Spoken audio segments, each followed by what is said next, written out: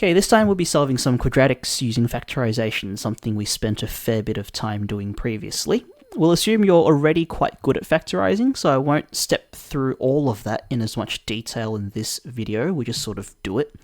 So this guy, it's monic, so two things that multiply to 10 with a difference of 3 must be 2 and 5, and 5 better be the negative one to total to negative 3.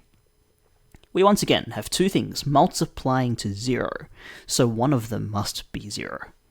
So we have options, either x plus 2 is 0, or x minus 5 is 0. In the first case, x must then be negative 2, and in the second, x must be 5.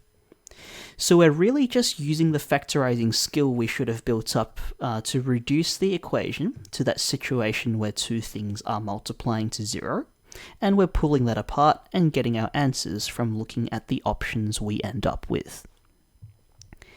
So let's do one more. This one's a little trickier to factorize, but surely it can't be 15 and 1, so it must be 3 and 5 for the x square. Then there aren't too many things to check for the constant term, and we find it factorizes to this.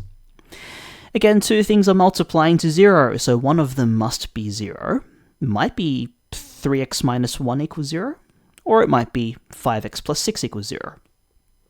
If it's 3x minus 1 equals 0, then 3x itself must of course be 1, and we get x equals 1/3. On the other hand, if 5x plus 6 equals 0, then 5x itself must be negative 6, and x must be negative 6 over 5.